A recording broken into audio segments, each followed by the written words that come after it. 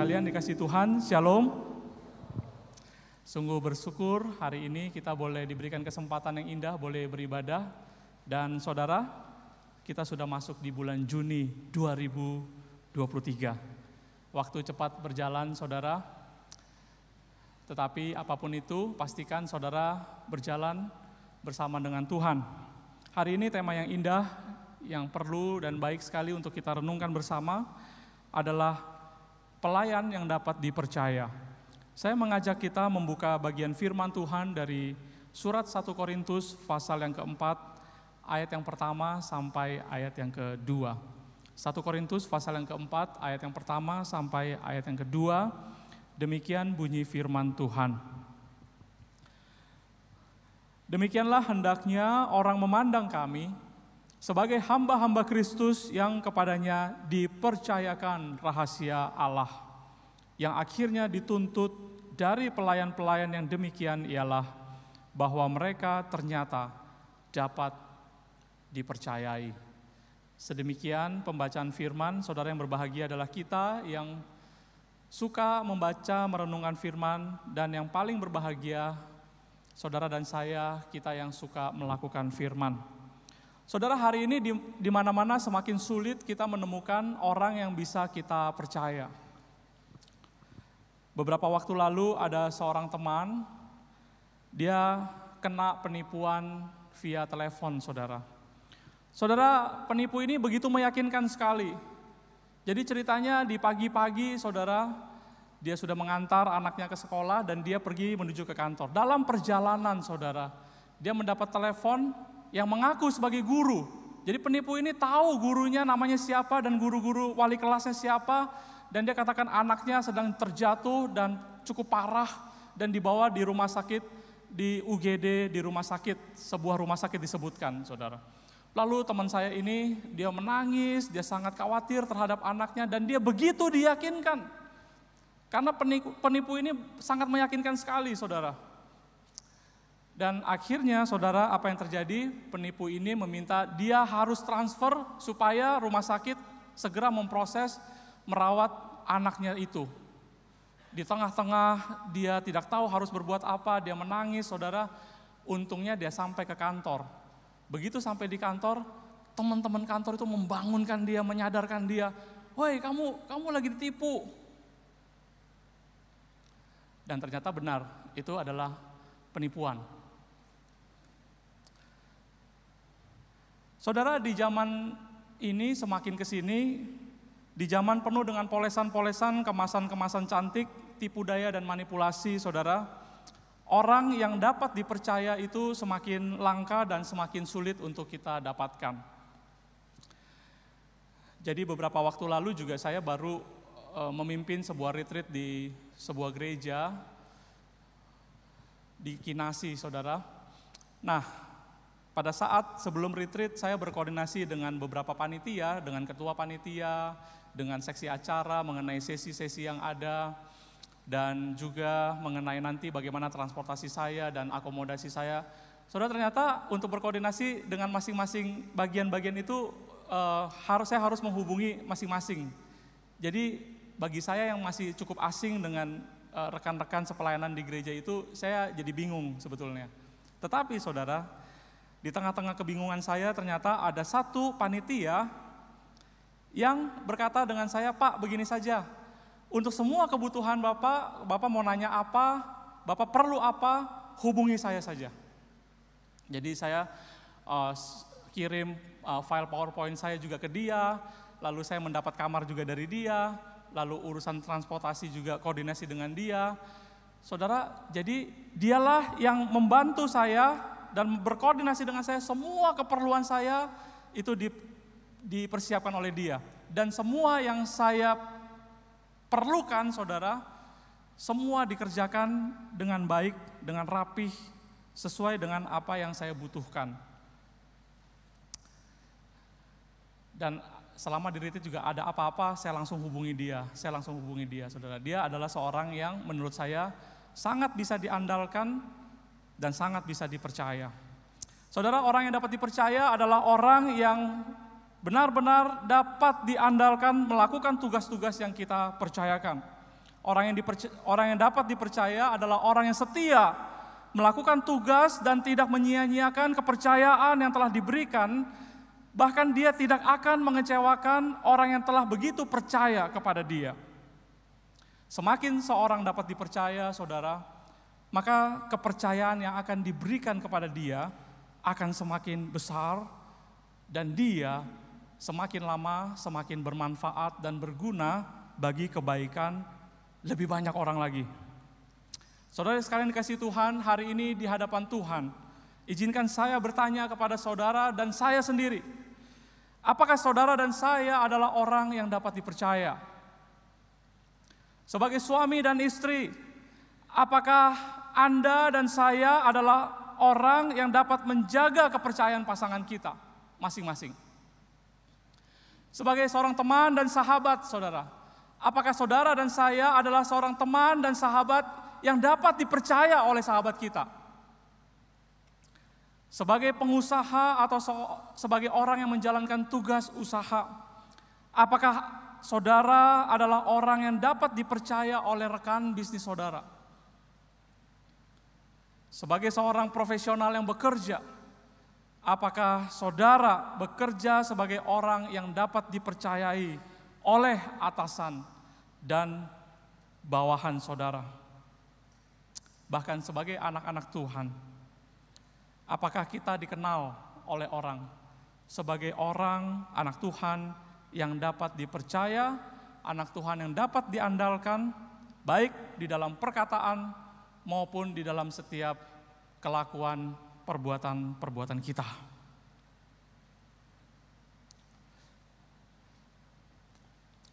Saudara, pernahkah dalam hidup kita bertanya kepada Tuhan, Tuhan, apakah sungguh aku bisa menjadi orang yang Tuhan dapat percayai? Saudara, firman Tuhan hari ini melalui Rasul Paulus, dia berkata, demikianlah hendaklah orang memandang kami sebagai hamba-hamba Kristus yang dipercayakan rahasia Allah, dan yang dituntut Allah maupun manusia, dalam tanda petik saudara, dari orang-orang tersebut adalah sebagai pelayan yang dapat dipercayai. Saudara, kita melihat di sini relasi Rasul Paulus dengan Tuhan, dia gambarkan seperti relasi antara tuan dengan hamba. Tuan yang punya rencana dan kehendak, Tuan yang punya rencana yang indah yang harus digenapkan, dan seperti dia yang adalah seorang hamba yang harus taat untuk menjalankan tugas, tanggung jawab, kepercayaan yang telah tuannya berikan kepada dia. Dan apa tugasnya itu, saudara? Yaitu adalah sesuatu rahasia yang sangat berharga, yaitu Injil keselamatan di dalam Tuhan Yesus Kristus. Tuhan mempercayakan Rasul Paulus sebagai pemberita Injil, dan Rasul Paulus sebagai hamba menerima kepercayaan yang begitu besar, dan dia setia menjalankan tugas sebagai pemberita Injil itu sampai pada akhir hidupnya. Saudara, inilah yang digambarkan oleh Rasul Paulus, seorang yang dapat dipercaya. Dia menggambarkan dia adalah hamba dari Sang Tuan Agung itu. Nah, saudara, saya mengajak kita pada siang hari ini merenungkan dan berpikir bersama bagaimana caranya Rasul Paulus akhirnya dapat dipakai Tuhan menjadi seorang hamba, seorang pelayan Tuhan yang Tuhan begitu percaya kepada dia. Maka pertama-tama kita melihat Rasul Paulus dapat dipercaya karena dia adalah seorang pelayan yang rendah hati. Saudara, mau dipercaya, jadilah seorang yang rendah hati. Dalam Kisah Rasul pasal yang ke-20, ayat yang ke-19 sampai ayat yang ke-21, Rasul Paulus pernah berkata demikian. Dengan segala rendah hati aku melayani Tuhan. Dalam pelayanan itu aku banyak mencucurkan air mata dan banyak mengalami pencobaan dari pihak orang Yahudi yang mau membunuh aku. Sungguh pun demikian, aku tidak pernah melalaikan apa yang berguna bagi kamu. Semua aku beritakan dan kuajarkan kepada kamu, baik di muka umum maupun dalam perkumpulan-perkumpulan rumah kamu. Aku senantiasa bersaksi kepada orang-orang Yahudi dan orang-orang Yunani, supaya mereka bertobat kepada Allah dan percaya kepada Tuhan kita, Yesus Kristus. Saudara, Rasul Paulus berkata di dalam perpisahannya kepada penatua-penatua di Efesus, dia berkata, dengan segala kerendahan hati aku melayani Tuhan. Saudara, biasanya orang yang mengaku rendah hati, dia adalah orang yang sombong. Tetapi ketika Rasul Paulus berkata, dengan segala rendah hati aku melayani Tuhan.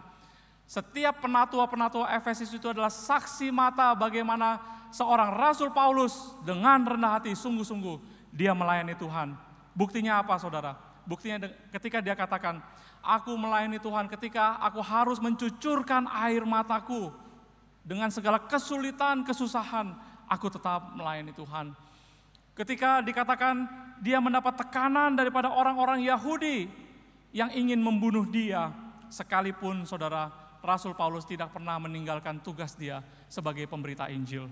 Saudara, ketika dia katakan dengan segala kerendahan hati, itu berarti Rasul Paulus siap mengorbankan seluruh hidupnya, nyawanya sendiri, hanya untuk melayani Tuhan, bukan untuk mendapatkan bagian keuntungan dari pelayanan ini. Dengan segala rendah hati, saudara, dia sungguh-sungguh menggambarkan dia hanya seorang hamba yang taat kepada panggilan Sang Tuhan Agung itu. Saudara sekalian kasih Tuhan, Tuhan mau pakai orang yang rendah hati untuk menjadi alat bagi kemuliaan Tuhan. Amsal 16 ayat yang kelima berkata, Tuhan membenci orang yang sombong. Tuhan tidak akan pernah mempercayakan tugas-tugas mulia yang penting dan berharga kepada orang-orang yang tinggi hati. Saudara, jangan sangka setiap kali kita berkata, Tuhan aku percaya kepadamu, lantas otomatis Tuhan berkata, ya aku juga percaya kepadamu. Belum tentu, saudara, kalau kita percaya kepada Tuhan, Tuhan otomatis juga percaya kepada kita. Apa buktinya, saudara? Dalam Injil Yohanes pasal yang kedua, ayat yang ke-23 sampai ayat yang ke-25, dikatakan pada waktu itu, sementara Tuhan Yesus di Yerusalem selama hari Paskah, banyak orang percaya dalam namanya karena mereka telah melihat tanda-tanda yang diadakannya. Perhatikan saudara ayat yang ke-24.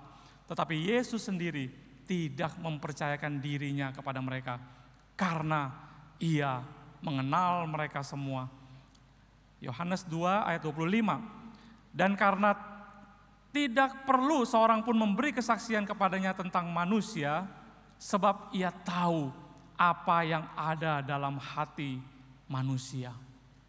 Tuhan Yesus tahu apa yang ada di dalam hati saudara dan saya. Ketika orang berbondong-bondong banyak percaya dan mengikut kepada Tuhan Yesus karena perbuatan mukjizat, Tuhan Yesus dikatakan di sini, dia tidak mempercayakan dirinya kepada mereka. Sebab dia tahu apa yang ada di dalam hati mereka. Mereka tidak sungguh-sungguh mencari Tuhan. Mereka tidak sungguh-sungguh menyembah Tuhan. Mereka hanya mencari keuntungan, kesembuhan. Mereka hanya mencari apa yang bisa saya dapatkan dari Tuhan. Ujung-ujungnya adalah untuk diri mereka sendiri, saudara.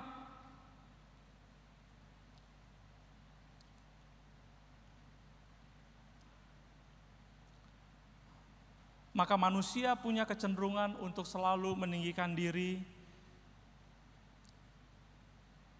untuk selalu berpikir yang paling penting dan paling utama dalam kehidupan ini. Itulah jerat dosa, dosa kesombongan dan tinggi hati.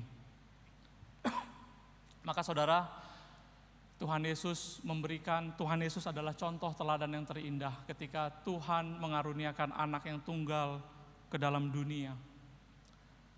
Tuhan Yesus selama di dalam dunia melayani kita sampai pada penebusan di atas kayu salib. Itu semua adalah cerita tentang kerendahan hati dan penyangkalan diri. Dalam perjanjian baru, kata rendah hati yang dipakai berulang-ulang itu adalah kata yang sama untuk menunjukkan sikap tunduk dan patuh. Orang yang rendah hati adalah orang yang tunduk dan patuh.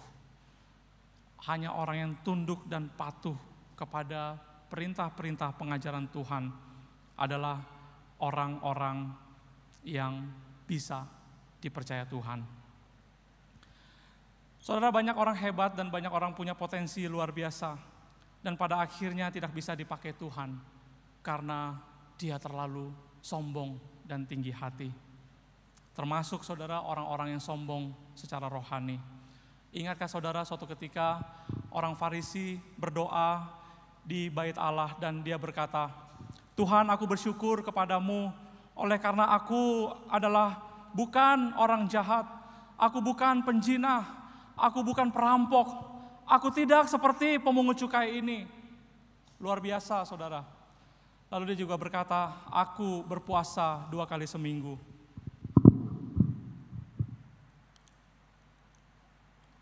Mohon maaf saudara ya.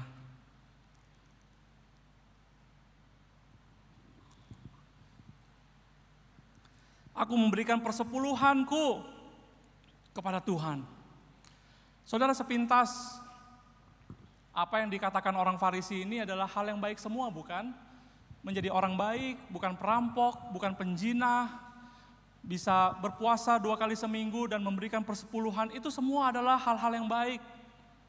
Masalahnya bukan di aktivitas rohani dia, saudara. Tetapi masalahnya adalah di dalam hati dia. Hati dia yang selalu berpikir bahwa ia adalah orang yang lebih baik dan lebih benar daripada orang lain. Hati dia adalah yang paling benar, dia adalah orang yang paling benar. Disitulah masalahnya saudara. Dan Tuhan melihat kepada hati sanubari yang paling dalam. Akhirnya sebetapa rohani orang ini, sebetapa hebat orang-orang Farisi seperti ini, akhirnya Tuhan tidak bisa pakai. Saudara, kalau kita hari ini mau belajar menjadi pelayan-pelayan Tuhan yang dapat dipercaya, mari kita mulai dari pelajaran yang paling dasar. Yang pertama, kita harus belajar rendah hati. Agustinus, saudara, dia berkata, inti dari pengajaran Kristus adalah kasih. Inti dari pengajaran kekristenan, intinya hanyalah hukum kasih. Dan bagaimana menjalankan hukum kasih itu? Ada 3 langkah, saudara. Dia katakan humility yang pertama, yang kedua humility, yang ketiga humility. Rendah hati, rendah hati, rendah hati.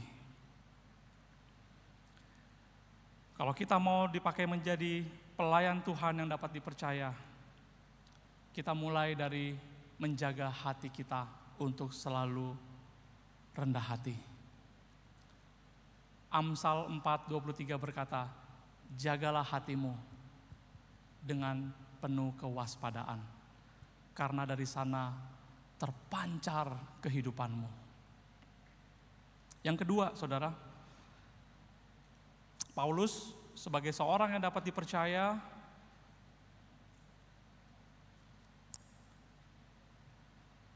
karena dia bertanggung jawab menjaga kepercayaan itu. Kalau saudara dan saya ingin menjadi orang yang dapat dipercayai, marilah kita menjadi orang yang bertanggung jawab atas kepercayaan yang diberikan kepada kita. Saudara, pelayan yang dapat dipercaya adalah seorang yang tidak menyia-nyiakan kepercayaan yang telah diberikan kepadanya. Dalam 2 Korintus pasal yang ke-6 ayat yang pertama, Rasul Paulus pernah berkata kepada jemaat di Korintus, sebagai teman sekerja, kami menasehatkan kamu, yaitu jemaat Korintus, agar kamu jangan membuat sia-sia kasih karunia Allah yang telah kamu terima. Bahwa keselamatan yang telah kamu terima yang harganya sangat mahal itu, jangan menjadi sia-sia. Itu adalah sesuatu yang kamu harus jaga, rawat, kerjakan dengan serius dan sungguh-sungguh. Saudara, Tuhan memberikan anugerah yang mahal kepada kita. Mari kita jangan sia-siakan. Rasul Paulus mendorong jemaat di Korintus, jangan sia-siakan anugerah Tuhan. Dalam hal ini saudara, jangan sia-siakan sebuah kepercayaan besar yang Tuhan telah berikan kepada kita, yang harganya sangat mahal itu, yaitu anugerah keselamatan. Yang kedua, kalau saudara dan saya dipakai oleh Tuhan untuk menjadi alat bagi kemuliaan Tuhan, dimanapun kita berada, dimanapun kita ditempatkan. Jangan sia-siakan kepercayaan yang Tuhan sudah berikan kepada kita masing-masing. Saudara, hal ini menjadi penting karena sekali kita menyia-nyiakan kepercayaan yang telah diberikan, maka selamanya kepercayaan itu akan ditarik daripadanya. Saudara, Musa walaupun dia dikatakan oleh Alkitab sebagai orang yang lembut hatinya, orang yang hatinya paling lembut di seluruh dunia, dikatakan Musa adalah orang yang lembut hatinya. Tetapi sekali dia pernah menyia-nyiakan kepercayaan yang Tuhan berikan kepada dia. Suatu ketika di padang gurun, ketika umat Israel bersungut-sungut, mereka membutuhkan air, saudara. Tuhan memerintahkan Musa untuk berkata kepada batu, agar dari batu itu akan muncul air sebagai mata air untuk dapat dinikmati dan digunakan oleh orang-orang Israel. Tetapi di tengah-tengah kemarahan Musa karena orang Israel yang begitu bersungut-sungut, saudara, di hadapan Tuhan dan di hadapan umat, dia melanggar perkataan Tuhan dan dia memukul dengan tongkatnya batu itu. Walaupun batu itu akhirnya keluar juga air, saudara. Tetapi Tuhan berkata, karena kamu telah menghina kekudusanku di depan umatku, maka kamu tidak akan memimpin bangsa Israel masuk ke tanah perjanjian itu. Kepercayaan yang Tuhan sudah kasih itu ditarik, saudara. Kamu hanya bisa melihat tanah yang melimpah susu madu dan yang baik itu dari jauh, tetapi kamu tidak akan masuk ke dalamnya. Saudara, Daud walaupun dikatakan dia adalah orang yang berkenan di hati Tuhan, tetapi firman Tuhan katakan, karena tanganmu penuh dengan darah, dia terlibat di dalam peperangan demi peperangan, tangannya penuh dengan darah, pertumpahan darah. Maka Tuhan mengatakan, aku tidak akan mempercayakan pembangunan baitku yang kudus untuk dibangun dan diselesaikan oleh engkau. Saudara, sekali kita menyia-nyiakan kepercayaan yang telah diberikan kepada kita, maka selamanya Tuhan akan menarik kepercayaan itu.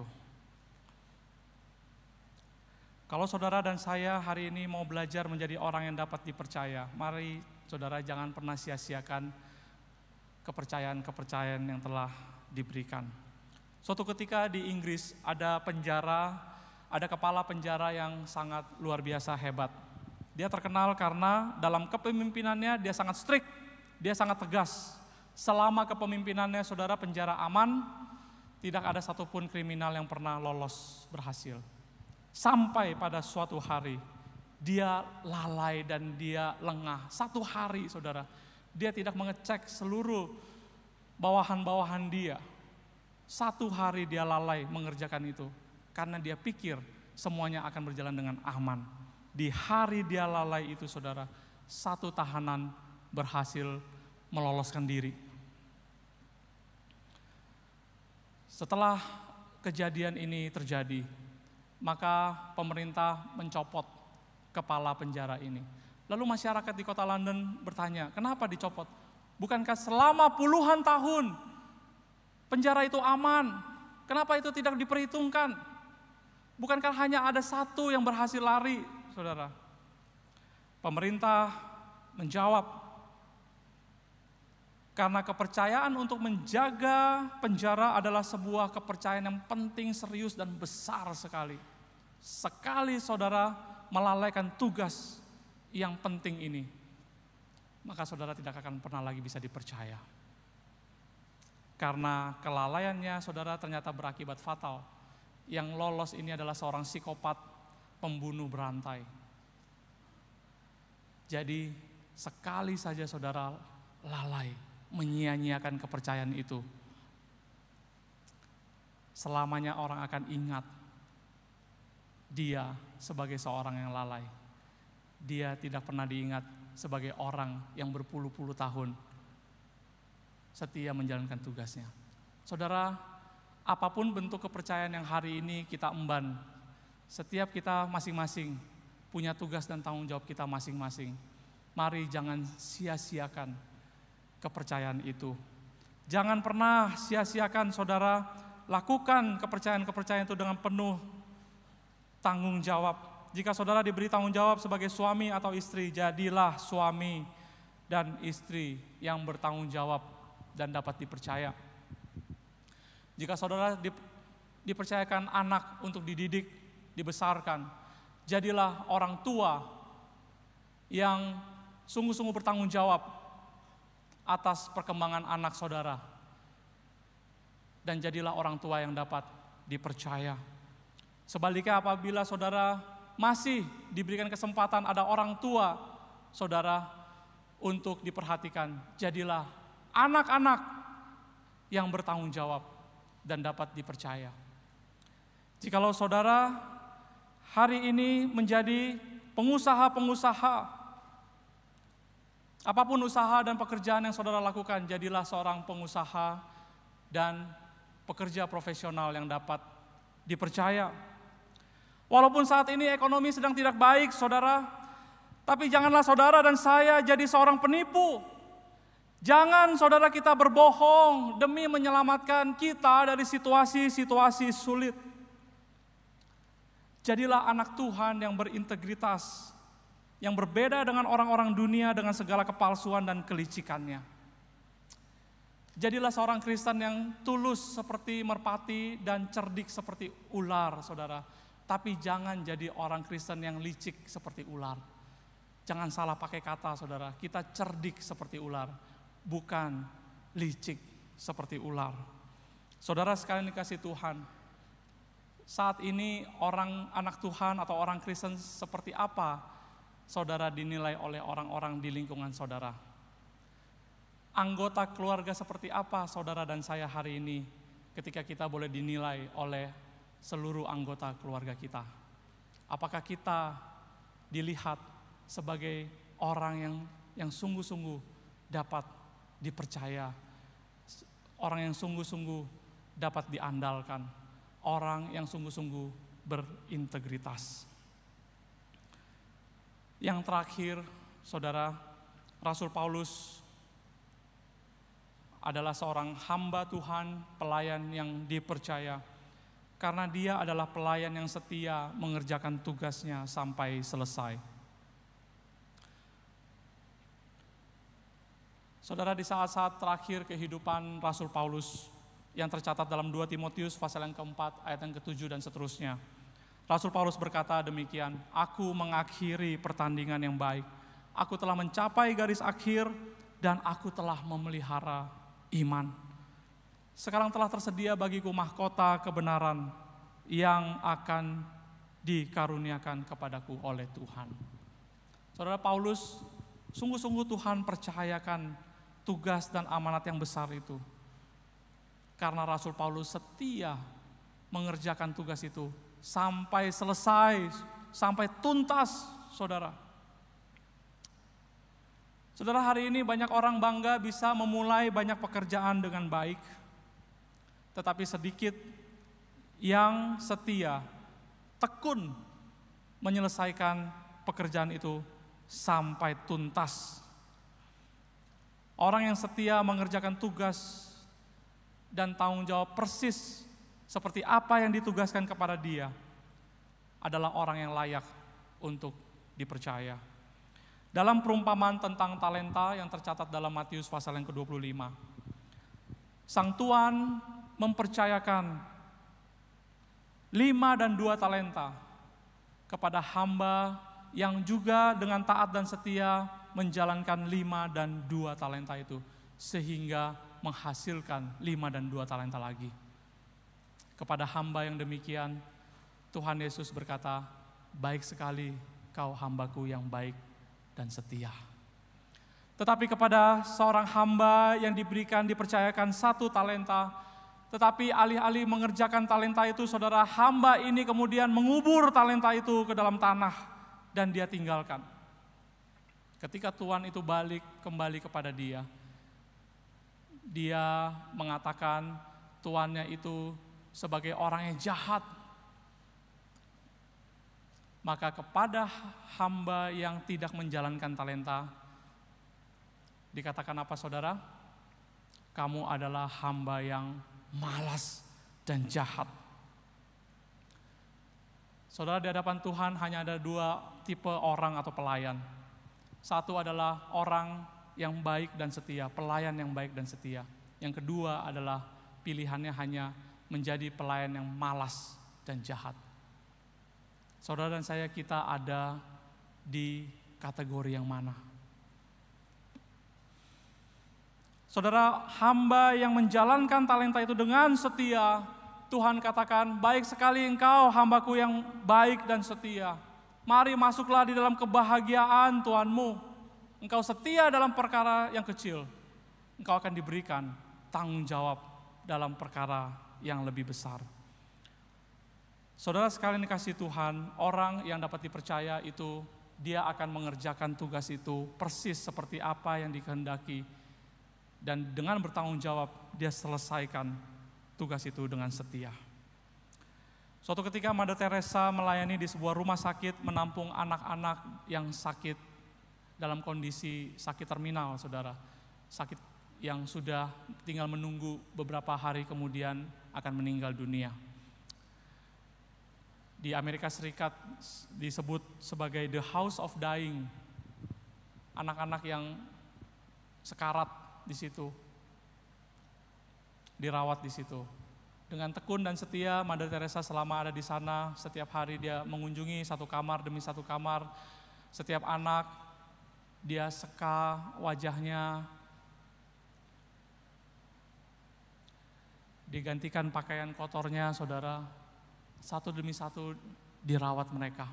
Walaupun anak-anak ini hanya tunggu beberapa waktu dan kemudian meninggal dunia. Lalu suatu kali seorang senator Amerika mengunjungi rumah sakit itu yang bernama Mark Hartfield. Dia bertemu dengan Mother Teresa dan dia berkata kepada Mother Teresa, apakah kamu tidak merasa usahamu sia-sia? Semua effort yang kamu lakukan memperhatikan, merawat anak-anak ini, toh akhirnya anak-anak ini akan mati juga.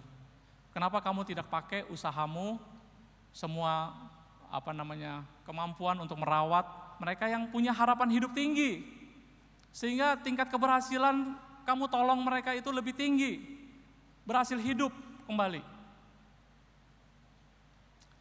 Lalu Mother Teresa menjawab senator ini dan berkata, aku tidak pernah dipanggil untuk sukses.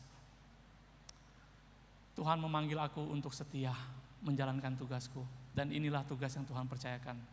Saya melakukannya dengan setia. Saudara, hari ini saudara dipanggil untuk menjadi orang-orang yang dapat dipercaya. Sebagai anggota Jemaat Metodis, saya sungguh berharap saudara dan saya dikenal sebagai orang-orang yang dapat dipercaya. Saudara punya kesaksian hidup yang baik dimanapun saudara berada, ditempatkan, di rumah tangga, di tempat bekerja, di gereja melayani Tuhan. Saudara dikenal sebagai orang yang setia melayani, setia dan dapat dipercaya. Di rumah, dimanapun saudara berada, saudara dikenal sebagai anak Tuhan yang berintegritas, yang dapat dipercaya. Itulah doa saya bagi kita semua. Mari kita berdoa.